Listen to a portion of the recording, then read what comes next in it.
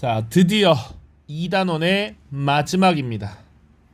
2단원의 끝을 다시 써보려 해. 기분 좋아서 자 넘어가도록 하죠.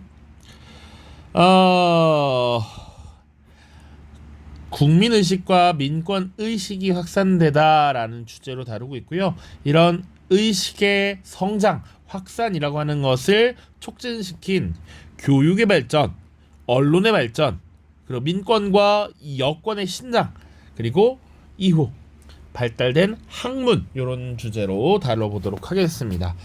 자, 먼저 교육기관부터 보도록 하죠. 교육기관입니다. 근대적 교육기관의 설립. 자, 기존의 교육은, 그러면 전근대적 교육은 뭔가?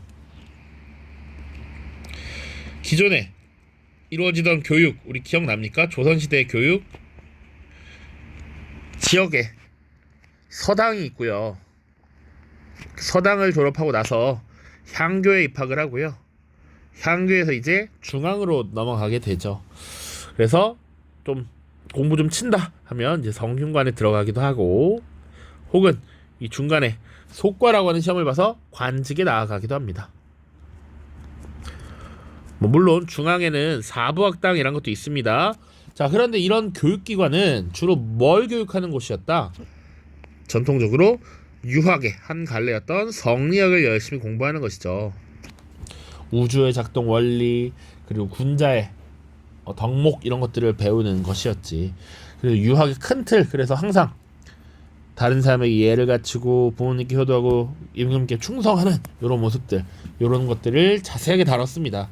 그런데 이제 세상이 변하고 있단 말이야. 그런 교육 아니고 이제 근대적 교육, 우리의 실생활에 도움이 되는 교육들을 배워야 한다라는 인식이 나타났던 것이죠.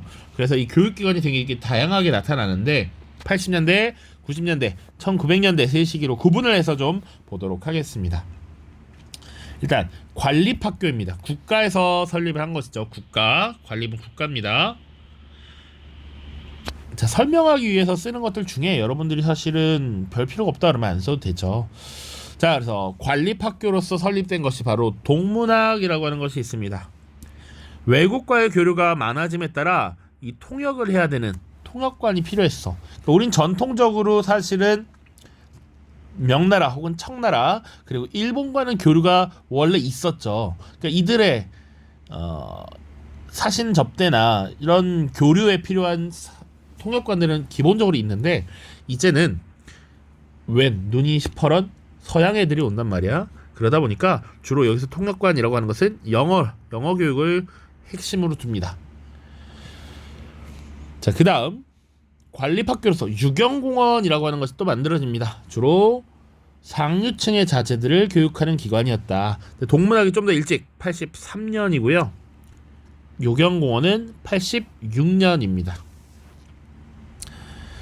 자, 그리고 사립학교도 뭐가 있는지 보죠. 바로 원산학사라는 게 있습니다. 1883년 개업화 관료와 주민들이 합작해서 만든 학교입니다. 자, 원산이라고 하는 지역의 특성을 기억해야겠죠. 원산은 사실은 부산 다음에 개항했던 개항장입니다. 그러다 보니까 외국인들이 많이 들어오는 도시였고, 그들의 필요성에 의해서 당시 원산 지역, 덕원부라고 하는데 그 지역의 주민들과 관료 출신 이런 세력들이 돈을 모아서 일종의 근대식 학교를 만든 것이죠. 근대 학문을 교육하였다. 자, 그 외에도 배제학당, 이화학당, 정신학교 같은 사립학교가 만들어지는데, 보통 개신교 선교사들이 이런 근대식 학교를 많이 설립했다라고 하는 것 기억하시면 되겠습니다.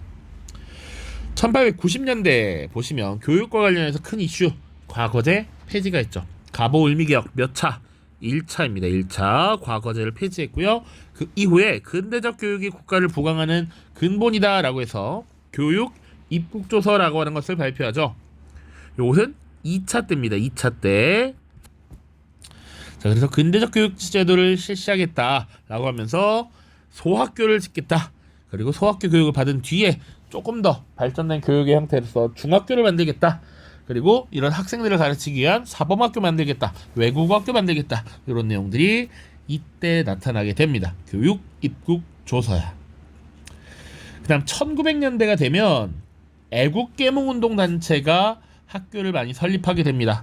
대표적인 거 우리 신민회라고 하는 단체에서 주로 다뤘던 대성학교와 오산학교 있었죠.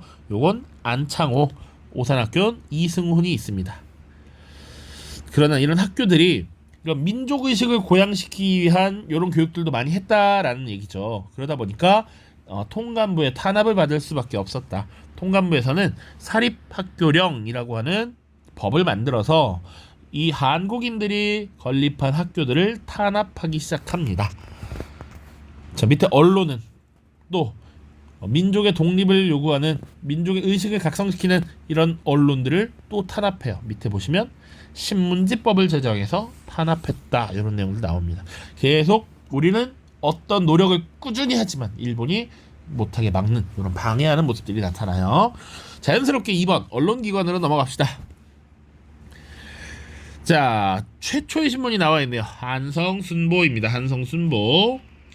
순이라고 하는 것은 열흘, 10일에 한 번이라고 했어요. 그래서 뭐 9월 중순, 9월 하순, 9월 초순 이렇게 얘기합니다. 방문국이라고 하는 정부기구에서 발행한 최초의 신문이고요. 특징은 순한문이다. 자, 그리고 정부에서 주도하는, 정부 주도의 개화 정책을 주로 소개하는 역할을 수행했습니다. 자, 갑신정변이라고 하는 사건이 1884년 있었죠. 그래서 중단되었다가 한성 주보로 나중에 다시 발간이 됩니다. 1886년이고요. 이 한성 주보의 또 특징이 뭐냐라고 하면, 일단 일주일에 한 번 발행한다라는 건 누구나 알 수 있겠죠. 그리고 최초로 상업 광고가 들어갑니다. 상업 광고. 신문지의 면의 특정 일부분을 광고로 활용하는 이런 모습들이 나타나죠. 신문을 본 적이 있기를, 아니면 요새는 인터넷 사이트에 보면 이렇게 배너로 광고를 하죠. 그런 것들이 신문에 있었다라고 생각하면 돼요. 그 다음 봐야 되는 신문이 독립신문입니다. 1896년에 만들어졌습니다. 자, 연도도 좀 알아두시고요. 서재필이라고 하는 인물이 정부의 지원을 받아서 발행을 했다. 나중에 그래서 독립협회에서 이 독립신문의 발행을 주관하죠. 자, 그리고 순한글과 영문판 두 종류로 발행이 되었습니다. 자, 아까도 개화 정책을 소개한다고 했죠. 그러니까 이 언론, 신문이라고 하는 것은 그 근본이 정보를 전달하는 것이죠. 근데 특히나 이 독립신문은 우리 민중을 계몽시켜야 한다라는 인식이 강했다고. 그래서 사회의 하층민들이 손쉽게 이해할 수 있도록 한글로 신문을 발행하는 한편, 우리의 소식을 외국인들에게 전달하기 위해서 영문판으로도 지금 제작을 했다라고 보시면 되겠습니다. 자, 그 다음 독립신문에서는 고위관리의 부정부패를 폭로했고요.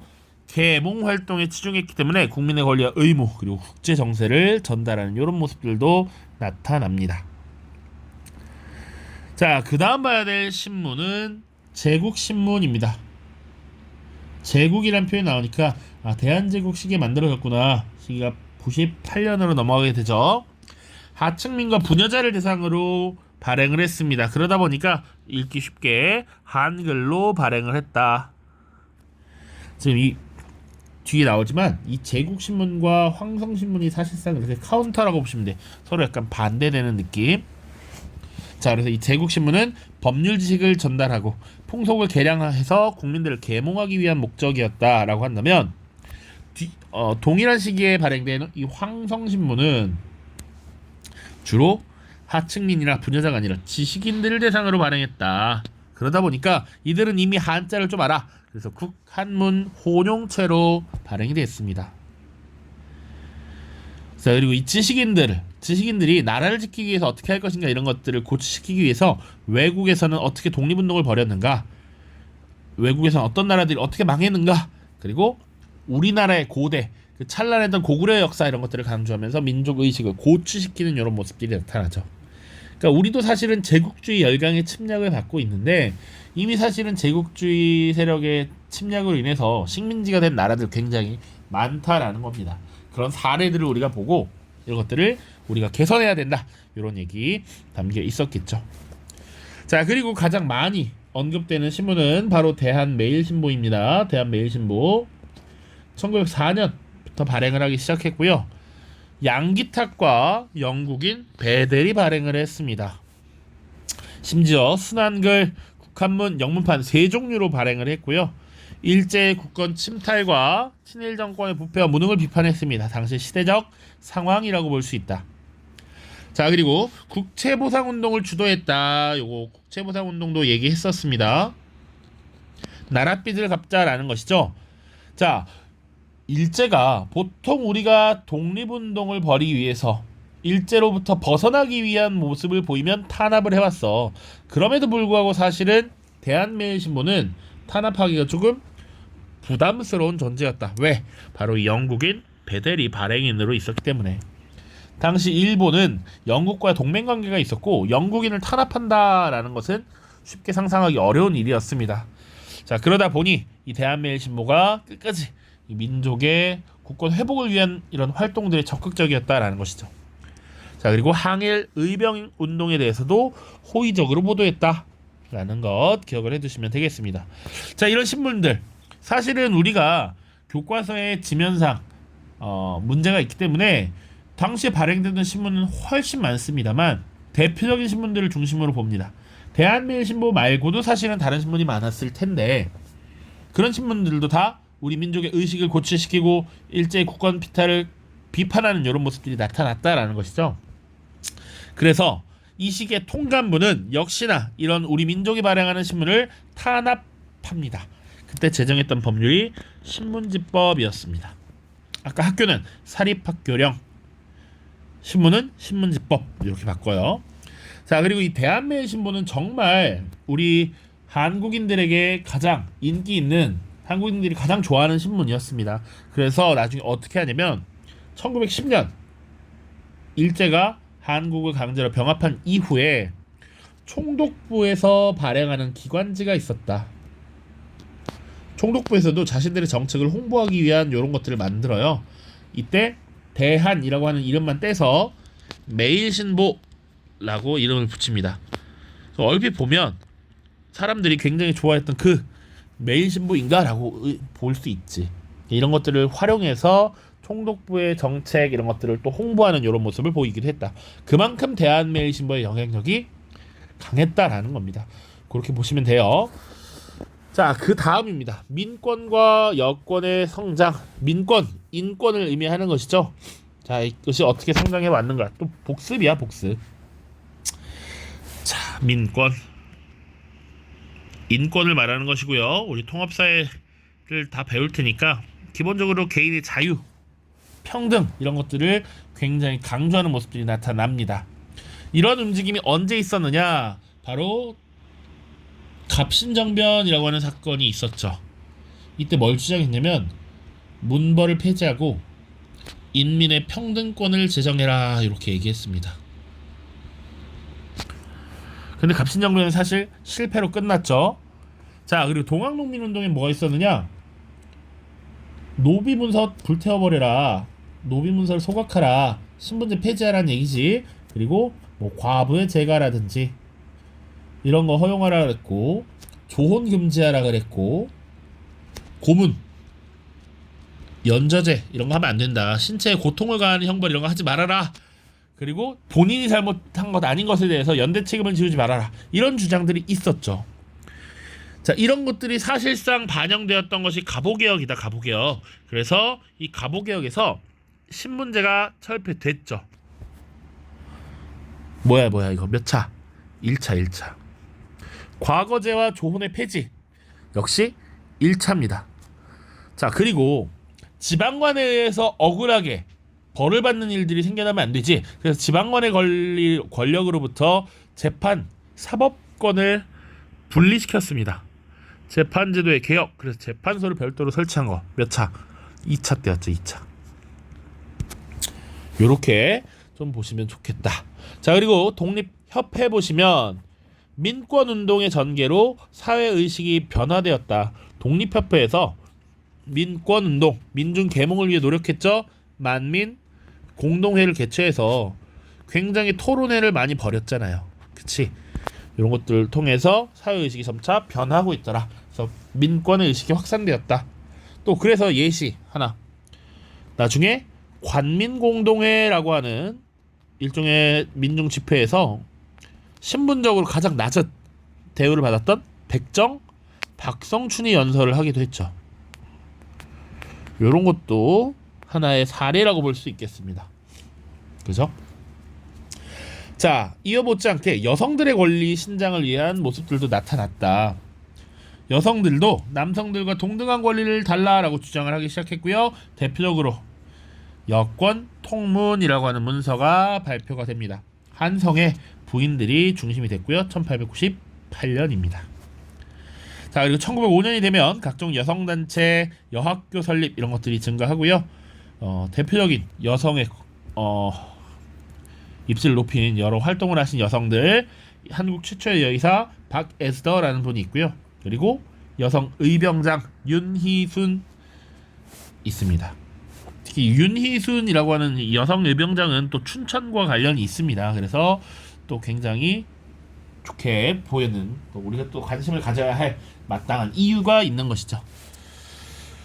자, 마지막으로는 국학의 발달 보겠습니다. 국학의 발달. 자, 대표적인 것은 일본이지만 일본뿐만 아니라 여러 제국주의 열강의 침략에 맞서서 우리 것을 지키려는 노력들이 나타났다라는 겁니다. 그래서 국어에 대한 연구, 그리고 한국사 연구를 통해서 민족 정신을 일깨우고자 했다. 이런 거 보시면 되고요. 그래서 국어 연구 보시면 국문 사용이 크게 증가했다. 그래서 문자 체계와 철자법 등을 통일해야 될 필요성이 증대되었다. 이렇게 나와 있습니다. 왜 증가했느냐? 국가의 정책적 차원을 본다면 1차 가보개혁 때 국가의 공문서를 국문 혹은 국한문으로 쓰도록 했잖아. 이때 어마어마하게 개혁 조치들이 쏟아지다 보니까 공문서도 한글로 쓰도록 했어요. 한글 사용이 점차 늘어났어. 그러다 보니까 문자 체계, 철자법 이런 것을 통일해야겠다. 그래서 이런 것들을 하기 위한 단체로서 국문 연구소를 설립했고요. 그 외에도 개별적인 연구 활동들이 있었는데 유기일준이 쓴 대한문전, 그리고 주시경 선생님의 국어문법 이런 것들이 있었다. 자, 그리고 한국사 연구 보시면요, 정부 주도의 교과서 편찬이 있었습니다. 조선 역사라는 책이 만들어져서 애국심과 자주 독립의식을 강조했다. 자, 여기서 말하는 교과서라는 것은 그러면 2차 가보개혁 이후에 소학교에서 사용됐다라고 생각을 할 수 있겠죠. 대표적인 민족주의 역사학자, 당시에 활약했던 인물들 박은식, 신채호 두 분을 반드시 기억을 해야 한다. 자, 박은식은 동명왕 실기, 고구려를 세운 동명왕의 이야기 이런 거 정리했고요. 천개소문은 연개소문을 얘기하는 겁니다. 그래서 고대 우리 찬란했던 역사를 정리했다. 기억하시면 되고요. 특히 신채호는 을지문덕전이라고 하는 거, 우리가 분명히 수나라를 격파했던 살수대첩의 영웅이죠. 이런 것들을 통해서 민족의 자주의식을 고취시키려고 했다. 그리고 이 독사실론이라고 하는 것을 저술합니다. 이 독사실론은 대한 매일신보에 연재했던 사설 같은 거예요. 역사 이론 이런 것들을 신문이 발행될 때마다 조금씩 이야기처럼 실었던 것입니다. 자, 이 독사실론의 의미가 꽤나 중요합니다. 민족주의 역사 서술의 기본 틀을 제시했다라는 거야. 여기서 항상 민족주의 역사 서술이라고 하는 것은 역사를 서술함에 있어서 그 중심이 누구다? 우리 민족이다. 역사책을 쓰더라도 다양하게 쓸 수 있는 것이죠. 제도를 중심으로 쓸 수도 있습니다. 혹은 왕을 중심으로 쓸 수도 있죠. 근데 지금 이런 제도는 왕, 이것이 아니라 우리 민족, 우리 민족이 뭐였다, 우리 민족은 어땠다, 우리 민족은 어땠다. 이 역사 서술의 중심에 우리 민족을 설정하는 것, 요런 틀을 마련한 것이 바로 신채호였다. 신채호. 그래서 교과서에 있는 내용 조금 더 보고 마무리를 짓겠습니다.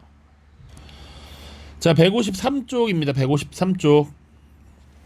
자, 맨 위에 다루지 않은 내용이 있어서 개항 이후에 공사관이 설립되고 세계 각국과의 교섭이 늘면서 외국어 학습의 필요성이 늘어났죠.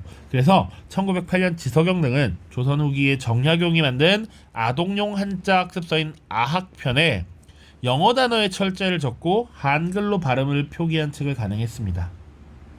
기존의 정약용이 만든 아학편을 개량했다라는 거야. 영어 단어의 철자를 적고 지금 한글로 발음을 표기했다. 이렇게 보시면 나와 있습니다. 보시면 여기 플라워, 라이스, 베지터블, 트리 이렇게 나와 있죠. 나무 목에서 한글로는 목이고 여기는 일본어로는 어떻게 읽고 이렇게 나와 있죠. 자, 교육기관 보도록 하겠습니다. 개항 이후에 부국강병을 위해서 서양식 교육이 필요하다라는 생각이 확산되면서 여러 학교가 만들어졌습니다. 그래서 80년대, 90년대, 1900년대 구분을 해서 좀 봐야 된다라고 얘기했고요. 특히 이 근대적 교육이 뭐냐라고 하면 요런 내용들 보시면 됩니다. 둘째 문단, 셋째 줄 보시면 갑오개혁 이후에 교육 입국조서가 반포된 이후 이루어졌던 교육 과목들을 보시면 도덕, 국어, 역사, 지리, 산수 등을 기본 교과목으로 했다. 그리고 또 보지 않은 것이지만 전문 교과목을 가르치기도 했는데 전문직 양성을 위해서 법관 양성소, 무관학교, 상공학교 등을 세웠다. 전현직 관료들도 사립학교를 많이 만들어서 인재를 양성하기 위해 노력했다. 요 정도. 자, 을사대격을 전후해서 애국개몽운동가들이 사립학교를 많이 설립했다. 그런데 통감부가 탄압했다라는 것이죠. 그리고 통감부는 그 이후에 일본인 교사를 배치하여 일본어를 보급하려 했고 교과서 검정 제도를 도입해서 민족주의적 성격을 지닌 교과서를 배제하고자 하였다. 자, 여기서 검정 제도라고 하는 것은 국가에서 교과서를 서술을 할 수 있는 큰 틀을 제공하고 그에 맞춰서 교과서를 제작하도록 하는 겁니다. 민간 업체에서는 국가가 제시하고 있는 교육 과정에 따라 교과서를 만들고 그 교과서가 검정 기준에 적합한지 국가에서 확인을 하고 검열을 한 뒤에 통과시켜주는 제도야. 그렇게 국가의 통과를 받아야, 검증을 받아야만 사용이 가능한 것이 검정 제도인데 이런 것들을 일본이 시행했다라는 것이죠. 사실 우리나라의 지금 교과서 제도도 대부분 검정 제도를 채택하고 있습니다. 국가에서 교육과정의 대강을 큰 줄기를 제시하고 그것에 맞춰서 교과서를 제작하면 심사를 받도록 되어 있어요. 일부 국정교과서도 있습니다. 아예 나라에서 만드는 교과서도 있고요. 혹은 인정교과서라고 해서 큰 틀을 주고 자유롭게 만들도록 하는 거야. 그래서 너무 문제가 있지 않으면 그냥 통과시켜주는 이런 것들도 있습니다. 자, 153쪽 밑에 교육입국조서 있어요. 교육입국조서 몇 차? 바로 2차가 되겠죠. 세상 형편을 돌아보는데 부유하고 강하여 우뚝 독립한 나라들은 모두 그 나라 백성이 지식이 계명한데 지식이 계명하면 교육이 잘 되었기 때문이다. 그래서 교육이 국가를 보존하는 근본이다. 그래서 짐이 왕이 스스로 정부에 지시하여 학교를 널리 세우고 인재를 양성하는 것은 너희들이 학식으로 나라를 일어나게 하는 큰 공로를 이룩하기 위함이라. 국가의 발전을 위해서 교육받아야 된다라는 것이죠. 그 이후에 학부관제, 한성사범학교관제, 서학교관제, 외국어학교관제 등을 발표했다. 자, 그 다음 언론입니다. 언론 쭉 읽어보시면 됩니다. 언론은 설명할 것이 더 없습니다. 읽어보시고요. 민권과 여권의 성장 보시면 민권 얘기했습니다. 갑신정변, 동학농민운동의 개혁 요구가 갑오개혁 때 받아들여졌다. 그리고 특히 재판제도가 개혁되면서 법관이 아니면 죄인을 체포하고 신문하지 못한다는 인식도 확대되었고요. 이후에 독립협회가 전개한 민권운동의 영향으로 백성들이 정부 고관을 고소, 고발하는 사례가 늘어났다. 요거 앞에 독립협회 활동 다룰 때 고소를 하는 경우도 있었습니다. 자, 그 다음 여권통문이라고 하는 문서 1905년부터는 여성들의 교육단체들이 만들어졌다. 그리고 박에스더, 유니슨과 같은 걸출한 여성들도 나타났다. 여권 통문 보시면 내용. 어려서부터 각각 학교에 다니며 각종 학문을 다 배워 이목을 넓혀 장성한 후에 사나이와 부부관계를 맺어 평생을 살더라도 그 사나이에게 조금도 압제받지 않고 후대를 받음은 다름 아니라 학문과 지식이 사나이에 못지않은 고로 권리도 동일하니 어찌 아름답지 않으리요. 남성 못지않게 동등한, 남성과 동등한 권리를 부여받아야 한다라는 얘기였죠. 155조 국학의 발달. 내용을 읽어보시고 독사실론에 대해서 좀 더 보겠습니다. 1908년 신채호가 대한매일신보에 연재한 글이고요. 민족을 역사전개의 주체로 강조하였고 식민사관의 영향을 받아서 편찬된 일부 국사교과서를 비판하기도 했습니다. 이것도 다루지 않은 내용이니까 한번 봐주시고요. 국어와 한국사 연구 주시경의 주장입니다. 주시경 대표적인 국어학자죠. 전국 인민의 사상을 돌리며 지식을 넓혀주려면 그 국가에 글이 있어야 된다. 국문으로 학문을 전을 번역하여 남녀를 물러나고 다 쉽게 알도록 가르쳐줘야 한다. 영국, 미국, 프랑스, 독일 같은 부강한 나라들을 봐라. 걔네들은 한문 몰라도 잘한다. 그러니까 우리가 한문을 계속 고수할 것이 아니라 우리나라의 글, 국문을 발달시켜야 한다라는 것이죠. 국어와 국문을 우리나라 근본의 주장글로 숭상하고 사랑하여 쓰기를 바라노라. 자, 2번 신채호의 주장입니다. 독사실론에 담겨있는 내용인데요. 국가의 역사라고 하는 것은 민족이 얼마나 잘 되고 망하는지 이런 것들을 서술해야 된다. 민족의 흥망을 서술해야 된다. 민족을 버리면 역사가 없고 역사를 버리면 민족의 국가관념이 크지 않을 것이다. 역사를 집필하는 자는 반드시 그 국가의 주인 종족을 골라서 이를 주제로 삼은 후 그 정치의 실험, 무공, 숙송, 외교를 서술해야 역사를 말할 수 있을 것이다. 그렇지 않으면 정신 빠진 역사다. 정신 빠진 역사는 정신 빠진 국가를 만들 것이니 정신을 채워 넣어야 되는데 그 정신이란 그 국가의 주인이 되는 종족, 민족과 관련해서 그 민족을 중심으로 두고 역사를 쭉 써내려 가야 한다라는 것입니다. 됐죠? 자, 이렇게 2단원의 막을 내리도록 하겠습니다. 자, 다음 영상에서는 일제강점기의 정책, 식민지 통치 정책, 경제 정책 살펴보겠습니다. 고생했습니다.